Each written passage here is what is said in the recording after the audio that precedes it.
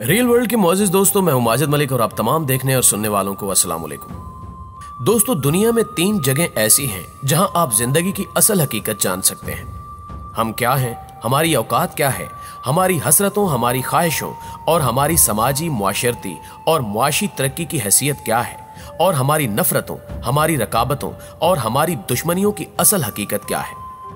आप महीने में एक बार इन जगहों का विजिट कर लिया करें, आपको अपने जाहिर और बातन दोनों की औकात की समझ आ जाएगी। मैं अक्सर इन जगहों पर जाता हूं और किसी कोने में चुपचाप बैठकर जिंदगी की असल हैसियत देखता हूं और फिर पूरी तरह चार्ज होकर वापस आ जाता हूं।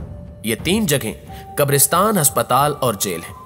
आप कभी अपना सबसे कीमती सूट पहने, शेव करें, जिस्म पर खुशबू लगाएं, जूते पॉलिश से चमकाएं, अपनी सबसे महंगी गाड़ी निकालें और शहर के सबसे करीबी कब्रिस्तान चले जाएं। आप एक कोने से दूसरे कोने तक कब्रों के कत्बे पढ़ना शुरू कर दें। आप तमाम कब्रों का स्टेटस देखें।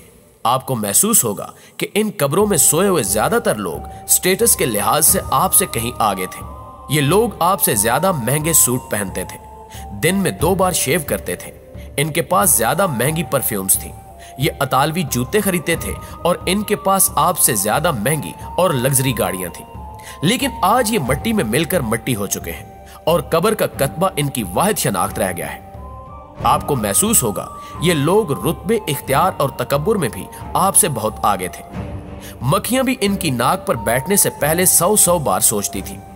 हवाएं भी इनके करीब पहुंचकर मोहतात हो जाती थी और ये कभी इस जमीन, इस मुल्क और इस सिस्टम के लिए नागुज़ीर समझे जाते थे। लेकिन फिर क्या हुआ?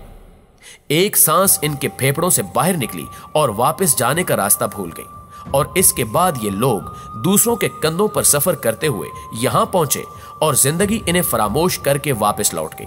और अब इनका मर्तबा, इनके इख्तियारात, इनका तकब्बुर और इनकी नागुज़रियत 2 फुट के कत्बे में सिमट कर रह गई है।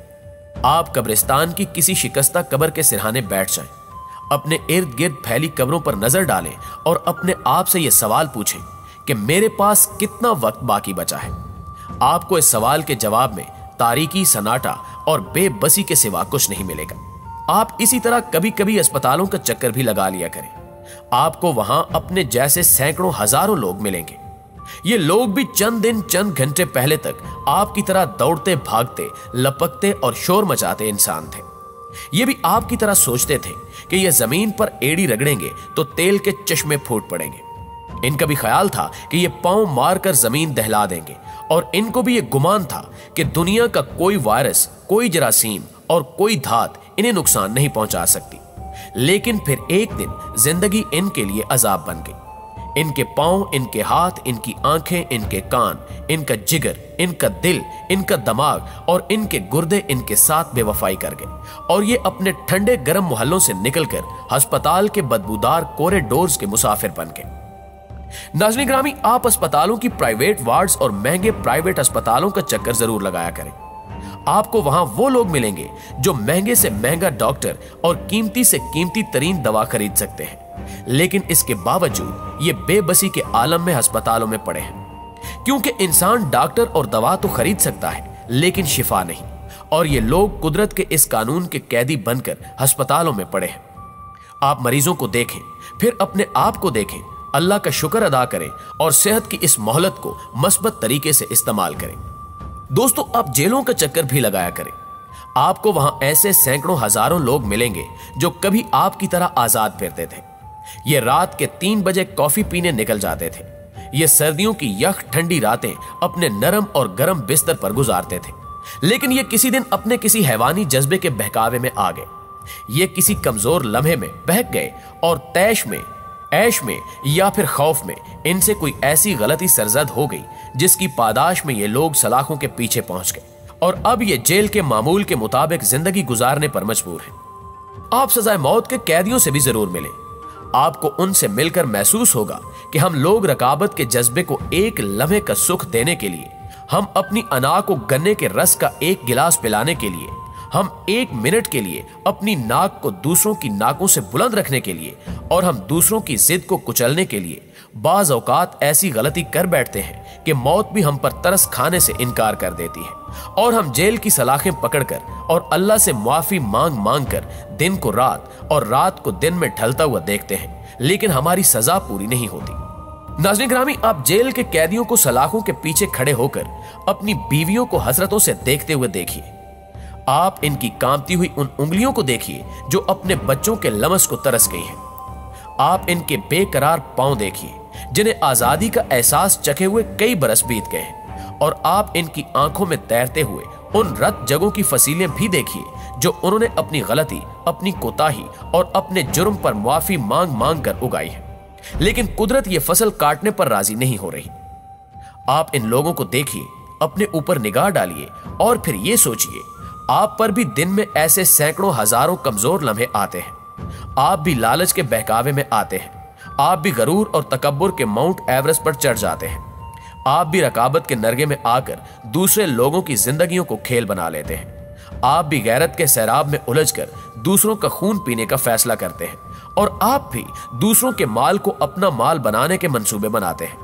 लेकिन कोई नादीदा हाथ, किसी दोस्त की कोई नसीहत और हालात की कोई मेहरबानी आपको रोक लेती है। आप बाज आ जाते हैं। और यह भी होता है, कुदरत आप पर खास मेहरबानी करते हुए आपकी खामियों, आपकी कोताहियों, आपकी गलतियों, आपके गुनाहों और आपके जराइम पर पर्दा डाल देती है। यह आपको गवाहियों, सबूतों, कानून और कचहरियों से बचाए रखती है। लेकिन आप कुदरत की इस मेहरबानी को अपनी चालाकी और अपना कमाल समझ लेते हैं। आप ये समझ बैठते हैं कि आप चार्ल्स सोबराज हैं, जिसे अल्लाह ताला ने कानून की आंखों में खाक झोंकने के लिए दुनिया में भेजा है। और दुनिया का कोई कानून, कोई जाब्ता आपको कभी पकड़ नहीं सकेगा। आपको कब्रिस्तानों, अस्पतालों और जेलों में बेगुनाह, मासूम और इंतहाई शरीफ लोग भी मिलेंगे। ये लोग कभी कोई जाब्ता, कभी कोई असूल नहीं तोड़ते थे। ये इस कदर मोहतात लोग थे कि ये आबे ज़मज़म भी उबाल कर पीते थे। ये दूध, दही और मक्खन के लिए अपनी भैंसें पालते थे और देसी मुर्गी का शोरबा पीते थे। ये हमेशा रात 9 बजे सो जाते थे और सुबह 5 बजे उठ जाते थे। और इनसे पूरी जिंदगी कोई बेइतदाली, कोई गफलत सरजद नहीं हुई। आप ऐसे लोग भी देखेंगे जो आराम से अपने घर में सोए हुए थे, जो अपनी लैन में गाड़ी चला रहे थे या फुटपाथ पर अपनी सिमत जा रहे थे। और आपको ऐसे लोग भी मिलेंगे जिन्होंने पूरी जिंदगी कानून का एहतराम किया। ये थाने के सामने से गुजरते हुए भी सर झुका लेते थे और नीली पीली हर किस्म की यूनिफॉर्म को सलाम करके आगे जाते थे। और जो दूसरी जंग अजीम के दौरान बनने वाले कवानीन का भी एहतराम करते थे और जिन्होंने आज भी साइकिल पर बत्ती लगवा रखी थी। लेकिन फिर ये लोग दूसरे करदा जराइम में महबूस हो गए। ये बेगुनाह होने के बावजूद कानून के न खुलने, न टूटने वाले दांतों में फंस गए। आपको ऐसे लोग भी मिलेंगे जो खीरा काटने से पहले उसे डिटॉल से धोते थे। लेकिन ये लोग भी अस्पताल के मुस्तकिल मेहमान बन गए। और ऐसे लोग भी जो फुटपाथ पर दूसरों की मौत का नवाला बन गए, जो किसी आवारा गोली का निशाना बन गए या फिर उनके सर पर कोई तैयारा आकर गिर गया। आप इन लोगों को देखिए और इसके बाद अपने ऊपर निगाह डालिए और फिर सोचिए, यह तैयारा आप पर भी गिर सकता है।